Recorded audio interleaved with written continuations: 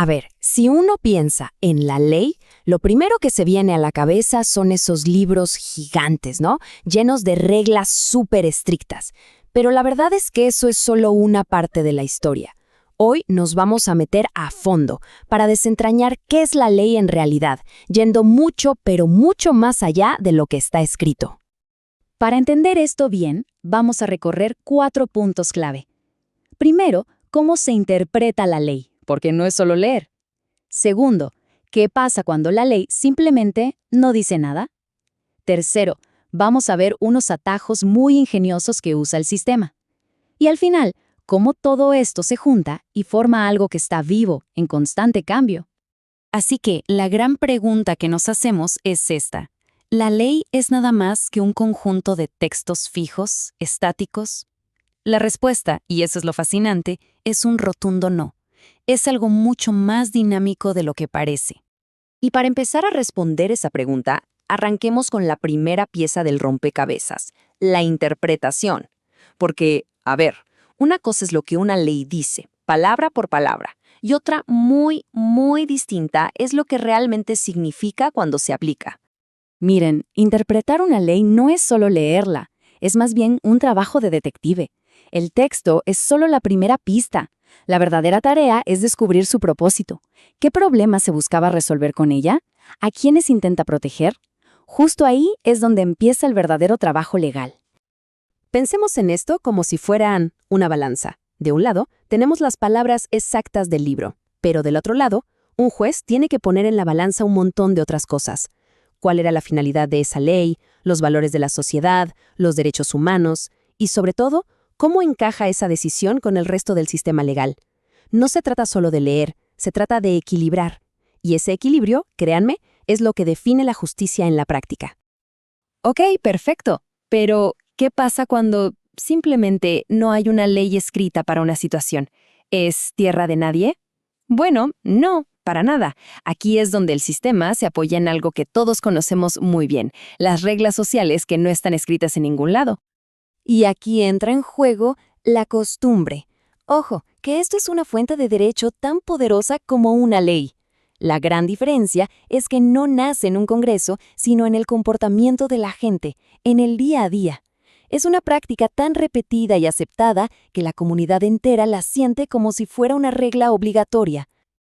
Ahora, para que una práctica se convierta en una costumbre con peso legal, necesita 2 ingredientes. Primero, el elemento objetivo, que la acción se repita de forma constante y generalizada. El ejemplo clásico es hacer la fila para el colectivo. No hay una ley que lo exija, pero todos lo hacemos. Y segundo, el elemento subjetivo. La gente tiene que creer que está obligada a actuar así, que así debe ser. Sin esa convicción, es solo un hábito. Y la forma en que interactúan es fascinante. A veces la propia ley dice, para esto, fíjense en la costumbre.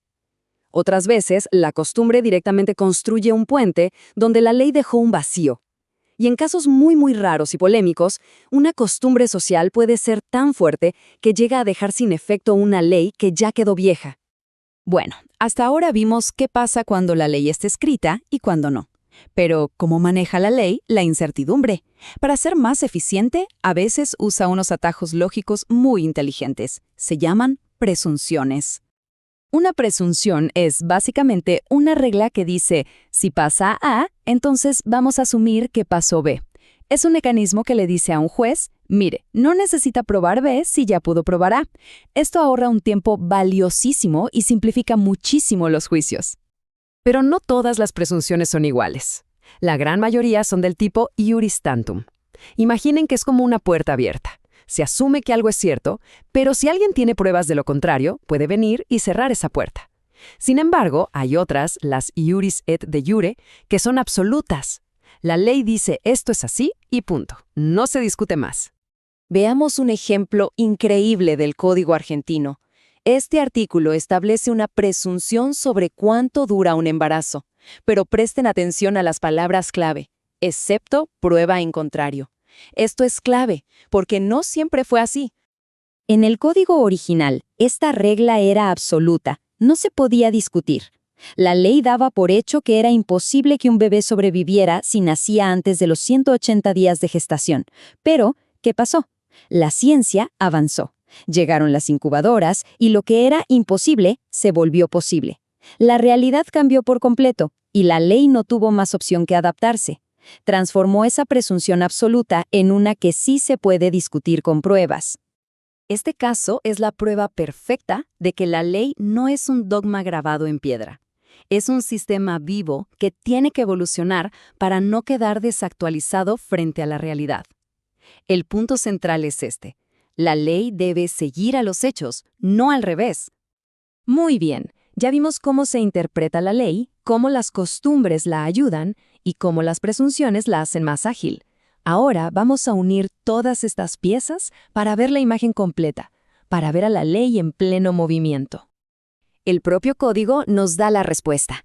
Reconoce con todas las letras que los comportamientos sociales, o sea, las costumbres, son legalmente obligatorios cuando la misma ley se apoya en ellos o cuando llenan un vacío.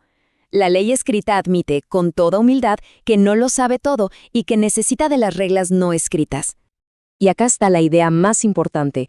Ninguna ley es una isla. Su verdadero significado solo aparece cuando la vemos como parte de un sistema enorme, un ecosistema conectado con nuestros valores y con nuestros objetivos como sociedad. La interpretación es lo que le da vida al texto. Entonces, el gran resumen es este. La ley no es un monólogo que sale de un libro. Es una conversación constante, un diálogo entre lo que está escrito, lo que la sociedad hace por costumbre y lo que la lógica nos dice a través de estas herramientas como las presunciones. Y esto nos deja con una última idea para darle vueltas. Si la ley nace de nuestras prácticas y cambia con la realidad, ¿qué comportamientos que hoy vemos como normales, qué costumbres de nuestra era digital o social podrían estar sentando las bases para las leyes del futuro? La respuesta, la verdad, se está escribiendo ahora mismo.